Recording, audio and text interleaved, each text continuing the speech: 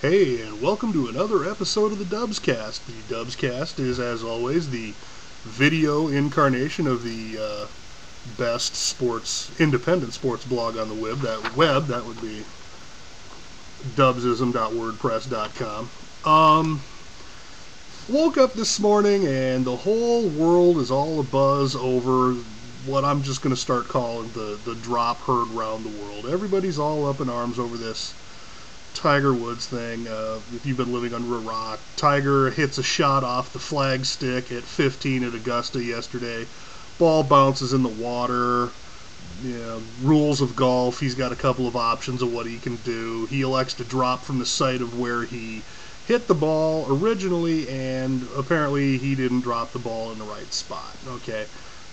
To the casual sports fan, a lot of the rules in golf are pretty ticky-tacky, and they don't really understand a lot of this, parsing of words and some of just the traditions of golf. And, for purposes of this discussion, they really don't matter that much. What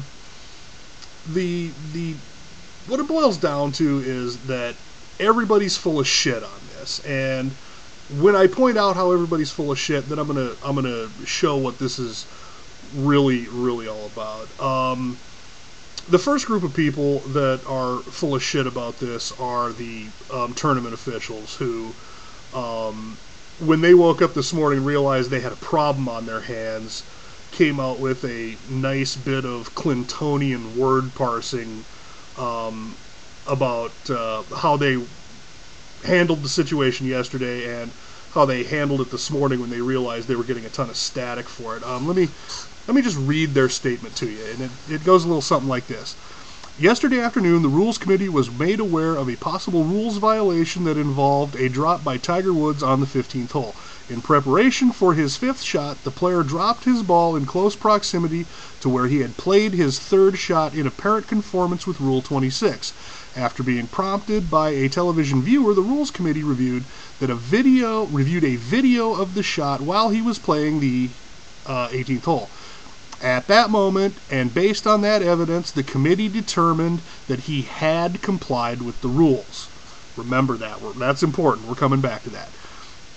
It goes on to say, after he signed his scorecard and in a television interview subsequent to the round, the player stated that he had played further from the point where he had played his third shot. Such action would constitute playing from the wrong place. The subsequent information provided by the player interview after he had completed play warranted further review and discussion with him this morning. After meeting with the player, it was determined that he had violated Rule 26 and he was assessed a 2-stroke penalty. The penalty of disqualification was waived by the committee under Rule 33 as the committee had previously reviewed the information and made its initial determination prior to the finish of the player's round. Hang on a second. I gotta call bullshit on that. One moment. Here's the thing, alright? They're telling you they looked at this yesterday and said no blood, no foul.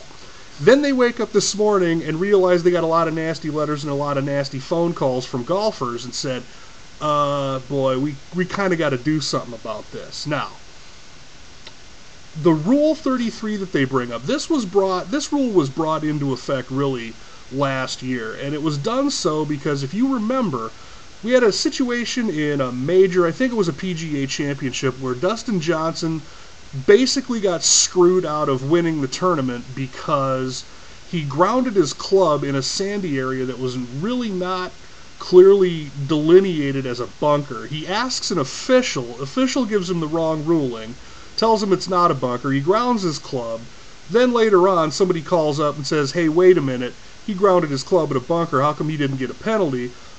PGA reverses its decision, screws him out of the tournament.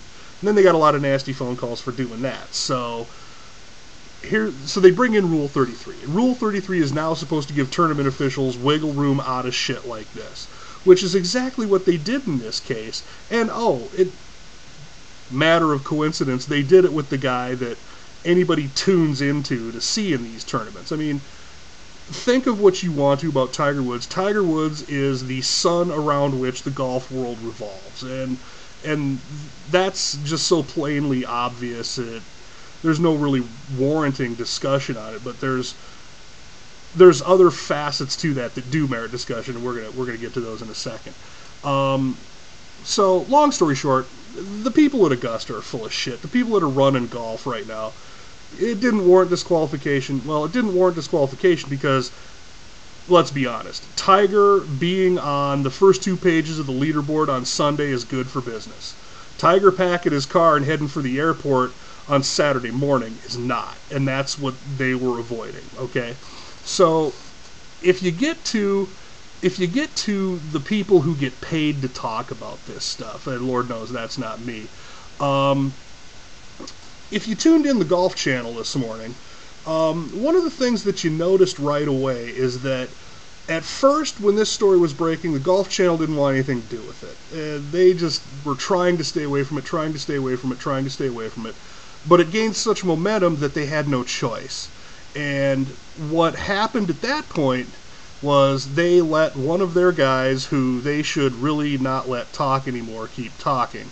And that's a guy named Brandel Chamblee. I don't know if you're familiar with this guy, but Chamblee is a failed golfer. He lost his tour card back in 2003, and he's basically been pissed off at the whole world ever since. And this is a guy that's been one of the most outspoken critics of Tiger Woods ever since the whole thing started with his wife back in 2009, and he's been trying to shovel dirt on this guy every day of his life since then. What Chamblee represents is that there's a lot of people in the golf world who hate Tiger Woods, and not for the reasons you might think. Yeah, I mean, you can bring up that race issue, but that's really the easy way out of this conversation. What this conversation really revolves about is golf is an ivory tower community. They're a bunch of traditionalists who wish things would stay the way they were in 1920, and Tiger Woods had the audacity to change all that. Whether you like it or not, Tiger Woods changed what golf is. So when you start talking about things that Chamblee does about Tiger Woods, he always starts out his commentary with a lot of flowers and sunshine. You know, I love to watch Tiger Woods play. Tiger Woods is good for golf. Blah, blah, blah, blah, blah, blah, blah. But then he always throws my favorite word in the English language into it, which is the word but. Okay, but to me always means, okay, ignore everything I just said, because here's what I really mean. So when a guy like Chamblee says, oh, Tiger Woods is good for the game, but, and after the but, he usually comes and says things like this. And what he said on the Golf Channel this morning was really what got me started on this whole thing. Chamblee actually has the nerve to get on the Golf Channel and say this about Tiger Woods.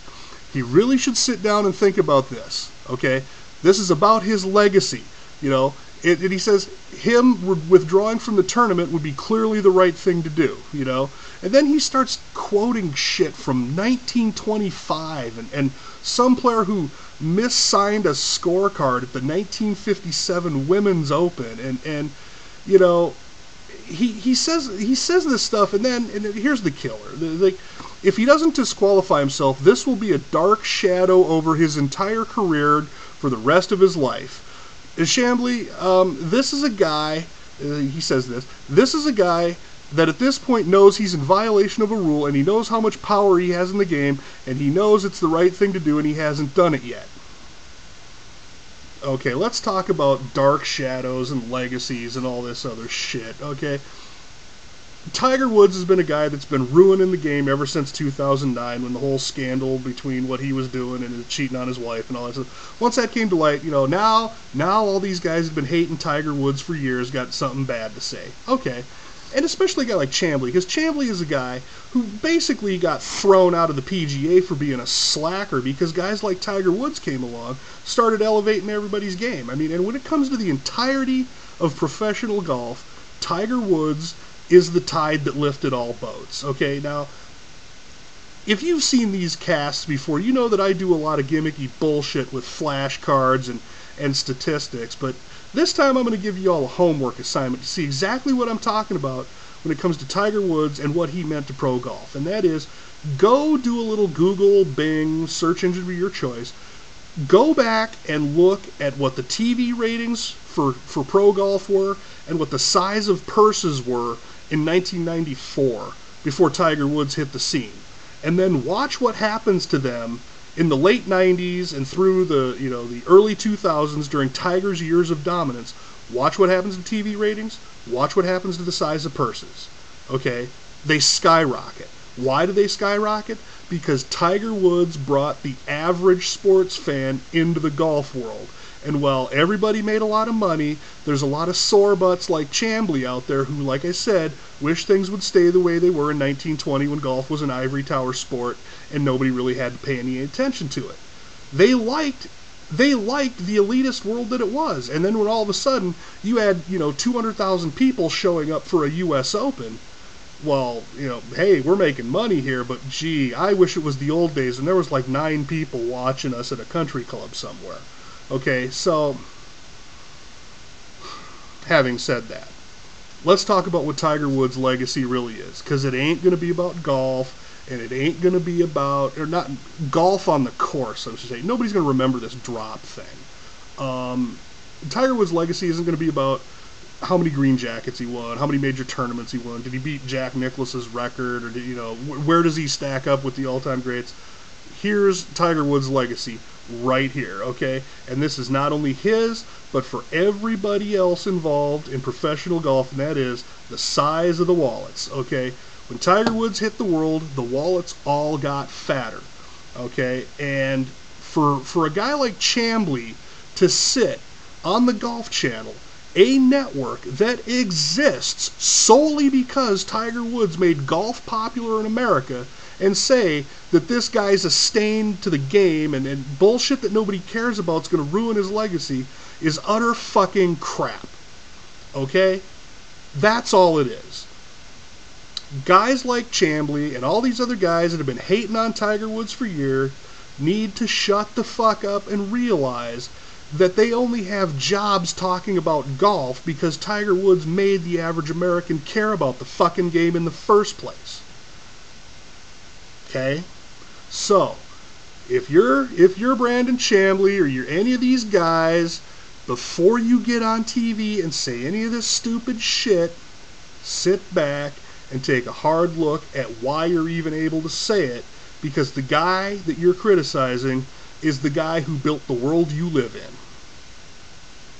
That's really what I've got to say on this topic. Like I said, if you want to see how dramatic the numbers are, go Google them, go Bing them for yourself. And the reason why I'm telling you to do that is because you're going to find other things that are going to just back that point up so dramatically that I can't do justice to them on a 3x5 card. So, for Brandel Chamblee, for all these talking heads at the Golf Channel, shut the fuck up.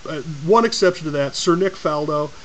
I understood his argument about why Tiger should DQ himself, and it had everything to do with the gentlemanly aspect of the game and how golfers are like pickup basketball players at the Y and they're expected to call fouls on themselves. I understand that, okay? But for guys like Brandel Chamblee, who are just haters because Tiger had the audacity to change the world, just eat it and move on. Like I said, the network you're doing this on exists solely because of Tiger, so, keep that in perspective before you open your mouth. With that, I'm going to bring this rant to a close. This, of course, the video incarnation of the best independent sports blog on the web. That would be dubsism.wordpress.com. Check us out over there. Got a lot more things going on than these idiotic video rants. With that, until the next time, take it easy, and we'll be talking to you soon.